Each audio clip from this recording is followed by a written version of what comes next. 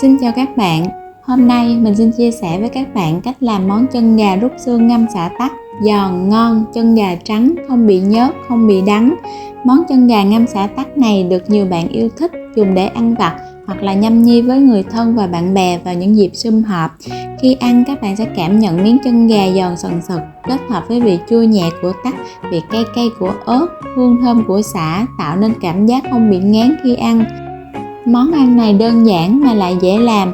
Nào, các bạn hãy cùng mình vào bếp để thực hiện món ăn này nhé. Để làm món này thì ở đây mình chuẩn bị là 1,5 kg chân gà chưa được rút xương. Chân gà khi mua thì các bạn sẽ lựa những chân gà có màu trắng hồng tự nhiên, cầm lên thấy chắc tay và cảm thấy khô ráo, 4 ngón cong hướng vào bên trong thì đó là những chân gà chưa có bị bơm nước. Và cái phần xương chân gà thì nó không có bị gãy để mình dễ dàng rút xương. Pha nước chân gà thì mình sử dụng là 200g tắc và 400ml nước cam, 350g đường. Phần gia vị này mình chỉ để tượng trưng thôi nha mấy bạn, vì nếu mình để trong cái tô lớn thì mình quay không có đủ màn hình.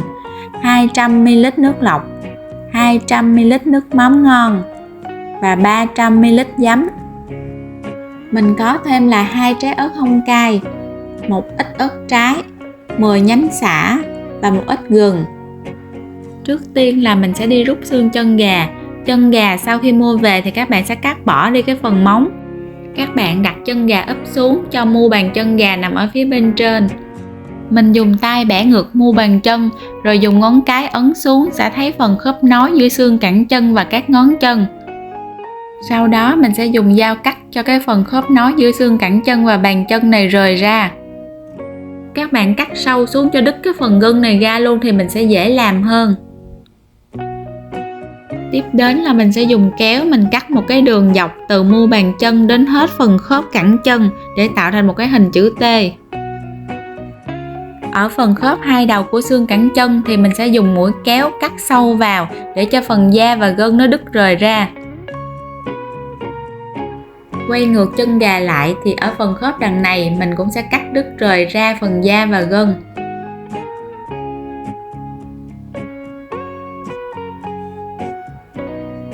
Cái phần xương sụn này mềm mình ăn được nên mình để nguyên.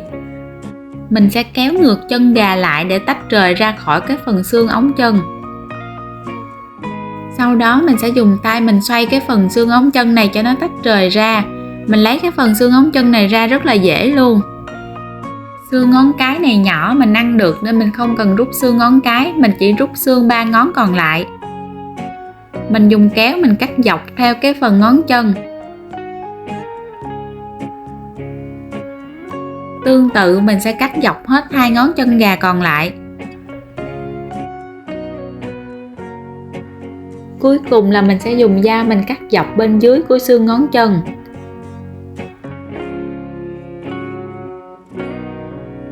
Ở mỗi cái khớp thì mình sẽ ấn sâu dao xuống để đứt đi cái phần gân. Và đây là cái phần xương ngón chân gà mà mình đã lấy ra được. Mình cứ tiếp tục mình làm hết 2 cái ngón chân còn lại. Theo như mình làm mình cảm thấy là mình rút xương chân gà lúc nó còn sống thì nó sẽ dễ hơn. Còn không thì các bạn cũng có thể trụng sơ qua chân gà cho nó vừa chín tới rồi các bạn mới bắt đầu rút xương cũng được. Và đây là những cái chân gà sau khi mình đã rút xương xong rồi, rất là nhanh luôn á. Giờ mình sẽ đi rửa sạch chân gà qua vài lần với nước lạnh để nó sạch đi cái phần nhớt trong lúc mà mình rút xương. 1,5 kg chân gà sau khi rút xương xong thì mình còn khoảng 900g.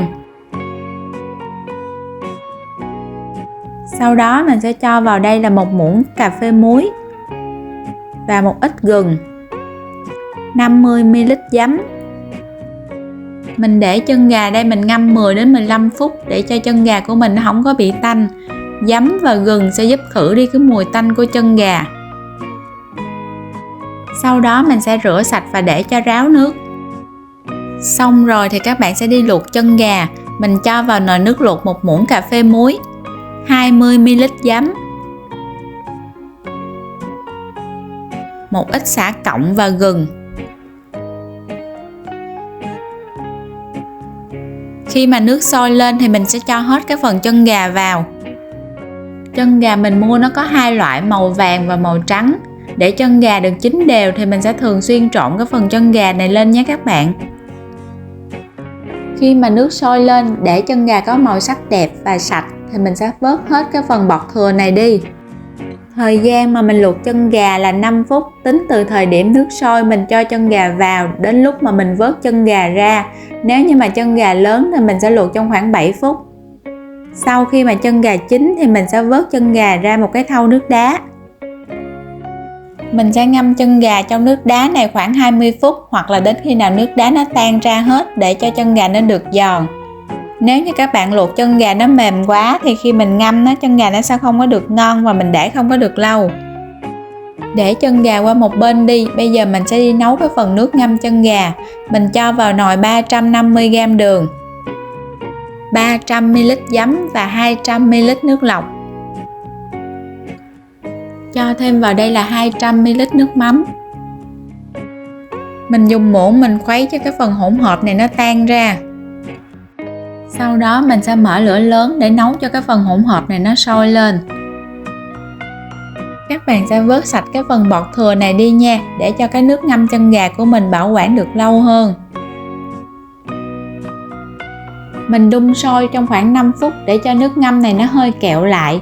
Rồi các bạn nêm nếm gia vị cho nó phù hợp với khẩu vị của gia đình mình nhé. Cuối cùng mình sẽ tắt bếp và để cho hỗn hợp nước ngâm này cho nó thật là nguội. Mình sẽ quay lại với cái phần chân gà. Bây giờ nước đá nó đã tan hết và nó đóng một cái lớp mỡ lên trên nè. Mình sẽ cho chân gà ra một cái rổ và mình rửa dưới vòi nước để loại bỏ bớt cái phần lớp mỡ này đi. Sau đó mình sẽ cho cái chân gà này ra một cái thau.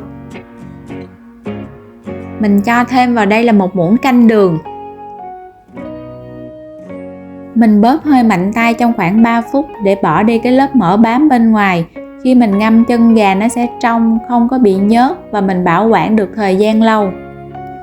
Xong rồi mình sẽ rửa nhiều lần với nước lạnh, đến khi nào mà mình thấy cái thau nước không còn lớp mỡ bám bên trên thì mình sẽ vớt ra và để cho ráo nước. Mình sẽ cho chân gà vào ngăn mát của tủ lạnh, mình để khoảng 2 tiếng cho chân gà nó được giòn. Trong lúc đó là mình sẽ đi cắt những cái nguyên liệu để ngâm chung với chân gà. Gừng thì mình cắt lát mỏng. Sả mình sẽ xắt xéo thành những cái lát mỏng vừa ăn. Tất cả các nguyên liệu này thì mình đã rửa sạch và để ráo nước rồi nha các bạn. Trái tắc mình sẽ bỏ cuốn và cắt thành lát mỏng. Các bạn lấy hết phần hột ra. Hột sẽ làm cho phần chân gà ngâm của mình bị đắng. Và nhớ là mình sẽ dùng dao bén để cắt, tránh cho trái tắc bị dập. Nó sẽ ra chất the làm cho chân gà của mình cũng bị đắng nữa đó. Ớt không cay cũng vậy, mình sẽ cắt lát mỏng và lặt bỏ cuốn phần ớt trái. Sau khi mà đã chuẩn bị xong hết rồi thì bây giờ mình sẽ đi ngâm chân gà. Mình cho chân gà vào thau và cho toàn bộ cái phần nguyên liệu này vào. Mình cho sả và gừng vào nè. Cuối cùng mình sẽ cho hết cái phần ớt và tắc này vào chung luôn. Nếu như có lá chanh thì các bạn sẽ cho lá chanh thái sợi thật là mỏng vào. Nhưng mà các bạn đừng cho nhiều lá chanh quá. Lá chanh nhiều quá sẽ làm cho chân gà ngâm xả tắc của mình bị đắng á. Ở đây mình sẽ sử dụng nước cam nha. Mình cho vào đây 400ml nước cam. Tiếp đến mình sẽ cho hết cái phần nước ngâm đã được nấu và để nguội này vào. Mình đảo đều tay cho tất cả các nguyên liệu này nó hòa quyện lại với nhau. Nếu như mà bạn nào không có dùng nước cam mà mình dùng nước tắc thì mình giảm bớt cái lượng nước tắc lại nha, vì tắc nó sẽ chua hơn nước cam. Khi mà đã trộn đều các nguyên liệu này lại với nhau thì mình sẽ cho chân gà vào trong một cái lọ thủy tinh. Mình cho vào ngăn mát của tủ lạnh, mình để cho chân gà thấm khoảng 12 tiếng là mình có thể ăn được. Để bảo quản chân gà được lâu thì khi cho chân gà vào lọ thủy tinh mình phải cho nước ngâm ngập chân gà. Và nhớ là cái lọ thủy tinh này trước khi cho chân gà vào mình phải rửa sạch và để cho thật là khô, không có bị dính nước. Nếu dính nước thì chân gà ngâm của mình sẽ nhanh hư, không bảo quản được lâu. Chân gà ngâm xả tắc này mình để trong ngăn mát của tủ lạnh, mình sẽ bảo quản được trong khoảng 1 tuần. Nhưng mà để đảm bảo độ ngon thì các bạn chỉ nên sử dụng trong khoảng từ 3 đến 4 ngày thôi. Và mỗi khi mình lấy chân gà ra ăn thì mình phải dùng một cái đũa sạch để mình gắp chân gà ra, sau đó mình sẽ đậy nắp lại. Với vài bước đơn giản, mình đã có ngay món chân gà ngâm sả tắc vô cùng thơm ngon và hấp dẫn. Các bạn hãy thử vào bếp để làm cho gia đình và người thân mình cùng thưởng thức và để lại dưới bình luận để chia sẻ cùng mình nhé. Cảm ơn các bạn đã theo dõi. Các bạn ấn đăng ký kênh để ủng hộ mình nhé. Goodbye!